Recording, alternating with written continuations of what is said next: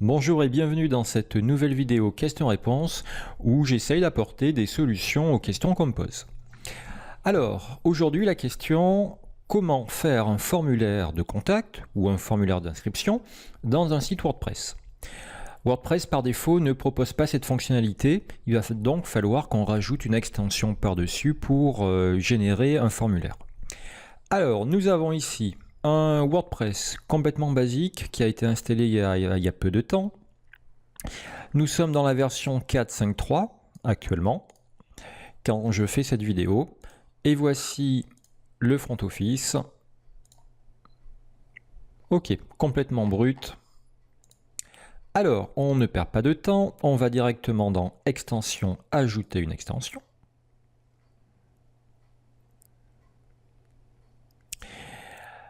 À partir de là, il y a des tas d'extensions pour les formulaires. Il y en a qui sont gratuites, d'autres payantes. Il y en a qui sont très bien faites, d'autres très moyens.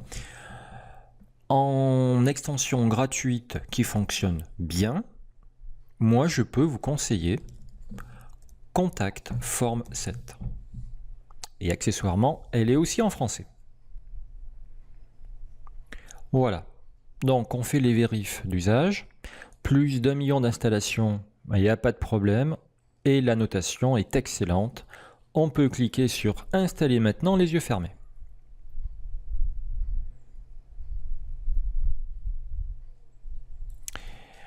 Et je fais activer l'extension. Dès que j'ai activé, j'ai maintenant une nouvelle entrée de menu, ici, Contact, avec les formulaires de contact en cours, créer un nouveau formulaire et des propriétés d'intégration que nous ne verrons pas. Si je vais dans Formulaire de contact, il y en a déjà un qui est fourni par défaut et qui s'appelle Formulaire de contact 1. Je clique dessus. Et je vais me baser sur ce formulaire pour le personnaliser et faire celui que je souhaite. Alors, on va le renommer formulaire d'inscription. Je fais sauvegarder. Et là, il me dit copier ce code court et collez-le dans votre article, page ou widget. C'est effectivement ce code qui se trouve entre crochets qui va faire appel au formulaire qui est juste en dessous. Alors en dessous, vous voyez un formulaire qui est brut, c'est du code HTML simplifié, on va y revenir tout à l'heure. Vous avez un onglet email également qui permettra de personnaliser l'email que vous allez recevoir et qui va contenir les informations remplies dans le questionnaire. Le reste, message, vous permettra de personnaliser les messages qui seront affichés pour votre visiteur. Merci pour votre message, il a été envoyé. Vous pourrez très bien le personnaliser en mettant « il sera traité d'ici 3-4 jours ouvrés, blablabla. Bla. » Voilà. Réglage additionnel, nous n'en parlerons pas. Donc nous allons essentiellement travailler sur formulaire et email. Mais avant de travailler dessus, il faut que je me rende compte de ce que le formulaire m'affiche.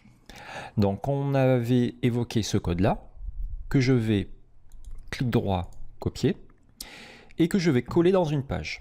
En fait, j'ai déjà préparé tout à l'heure une page qui s'appelle Inscrivez-vous. Je clique dessus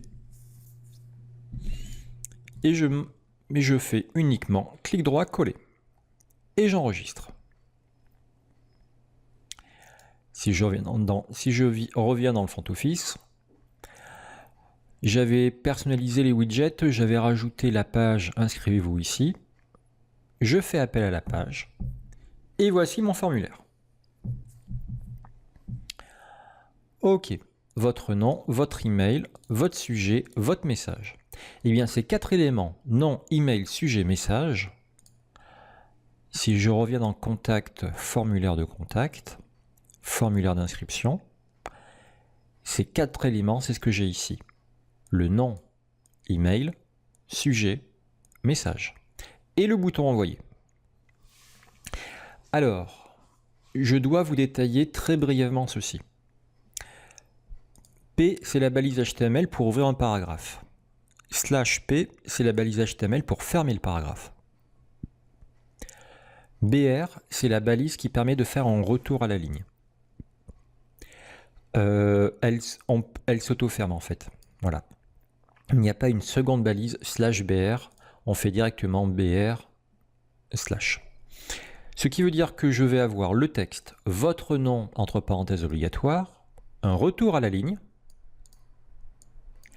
puis le champ de format texte et qui se nommera your name.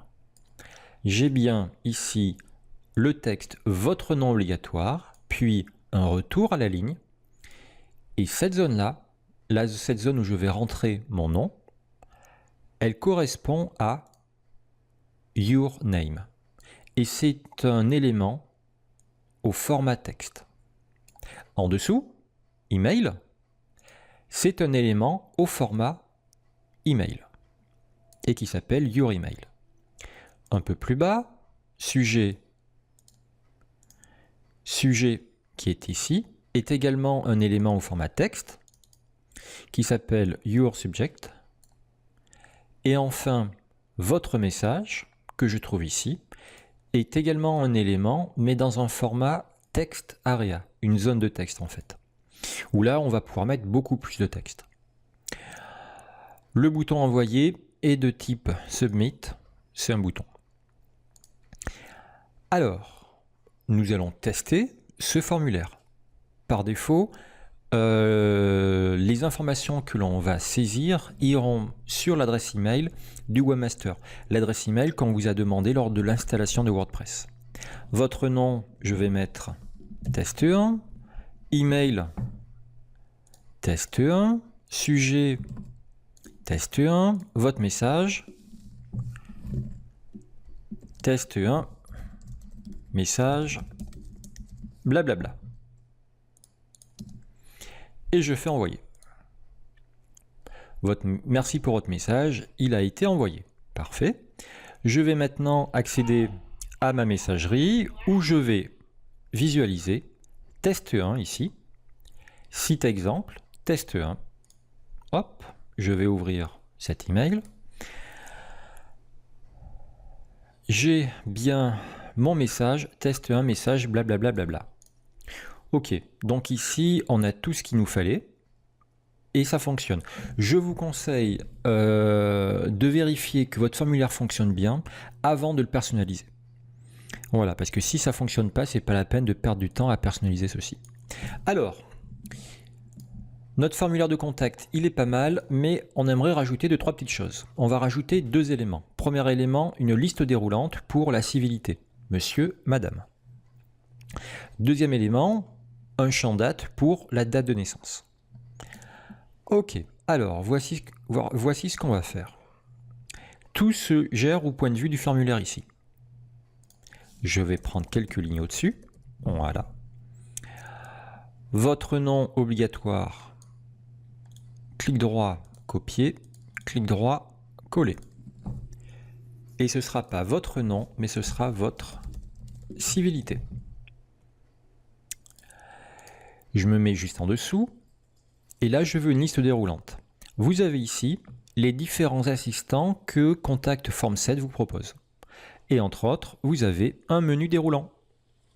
Allez, je suis bien ici, je tape dans menu déroulant et l'assistant s'affiche.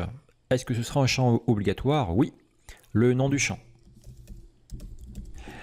Alors, je vous conseille de ne pas mettre d'accent ici. Ils ne seront pas repris. Option, une option par ligne. Première option, homme. Deuxième option, femme. Sélection multiple, non.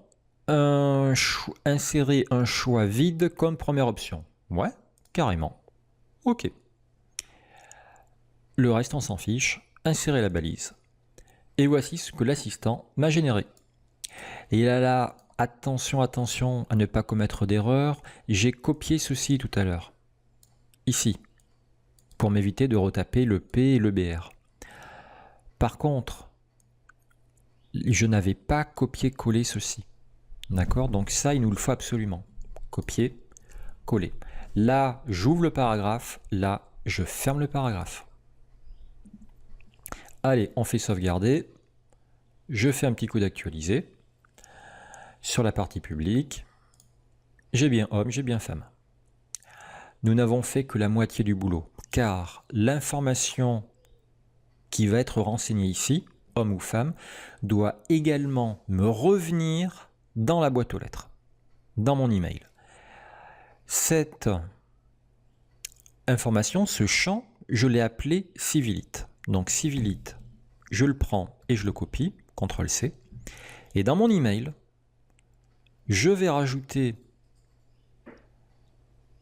ici civilité, deux points. J'ouvre le crochet, je colle mon civilite et crac. Donc ça, on est bien d'accord que ce sera le corps du message. Civilité sera mis en dessous de sujet. Et ça, je le sauvegarde. Maintenant que j'ai sauvegardé le formulaire et que j'ai sauvegardé l'email, j'avais bien sauvegardé ça, oui, c'est bon. Je vais pouvoir actualiser la partie publique et je vais tester.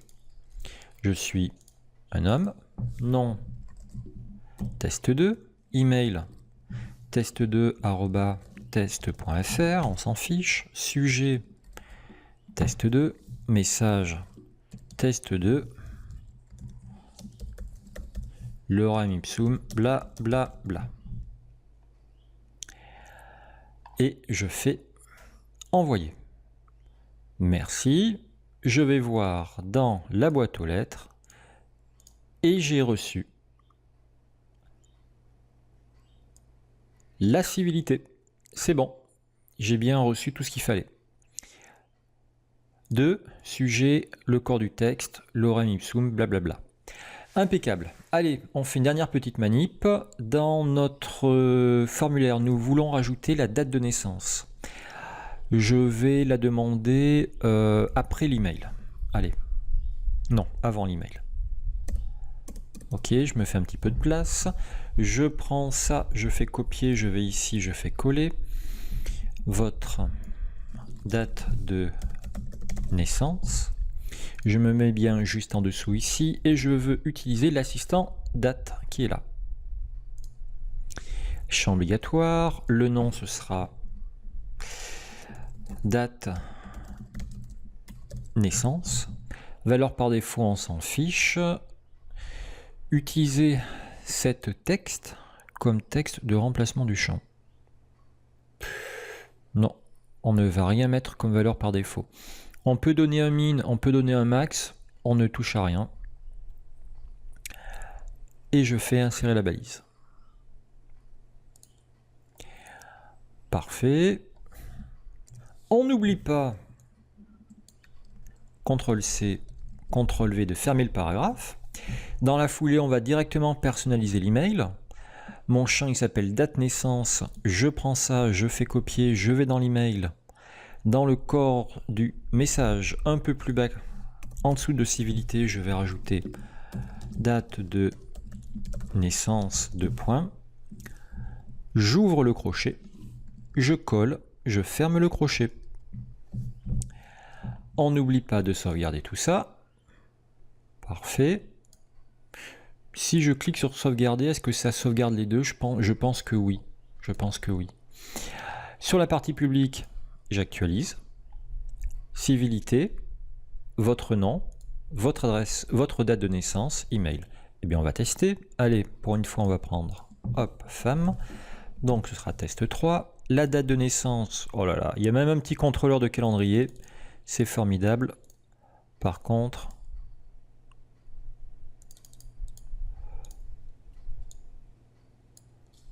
ouais. Le contrôleur, si c'est pour une date de naissance, c'est peut-être pas très utile. Allez, 01 04 1982. Email. test3@test.fr. Sujet. Test 3. Message. Test 3. Blablabla.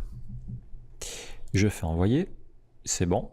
Et si je vais voir dans la messagerie, Test 3 est directement arrivé et on a bien la date de naissance et la civilité. Super. Voilà, ça ne nous a pris que quelques minutes. Moi, ce que je vous conseille, c'est de bien prendre votre temps pour personnaliser votre formulaire comme il faut. N'oubliez pas que chaque fois que vous rajoutez un élément ici dans formulaire, il vous faut rajouter un élément dans email. La plupart des informations se trouvent dans le corps du message. D'accord ? Quelques informations. Vous avez fichier qui permet aux internautes de vous envoyer des documents, ce qui peut être intéressant. Attention toutefois à bien indiquer entre parenthèses les formats des documents qui sont acceptés. Voilà, dans email, qu'est-ce qu'il y a d'autre? Donc on retrouve ici fichier attaché. Hein. Vous avez la possibilité que les informations du formulaire ne soient pas renvoyées sur une seule boîte aux lettres, mais sur 2 boîtes aux lettres. Si vous faites utiliser l'email 2, vous pouvez personnaliser ici un second envoi d'informations, soit identique à celui-là, soit un autre complètement différent. Ok, donc cet email 2 peut vraiment être intéressant si vous travaillez à 2 en backup, par exemple sur un poste ou un autre. Voilà, il faut le savoir, c'est assez intéressant. Dans les messages, n'hésitez pas à les personnaliser, au moins le message comme quoi tout s'est bien déroulé, que le message a été envoyé. Voilà, vous avez d'autres personnalisations possibles, mais à mon avis, on va peut-être pas trop y toucher. C'est déjà pas mal comme ça. Voilà. Mais écoutez, j'espère que vous avez pu reproduire sur votre site ce petit formulaire. Si c'est le cas, je vous dis bravo et à bientôt pour de nouvelles vidéos.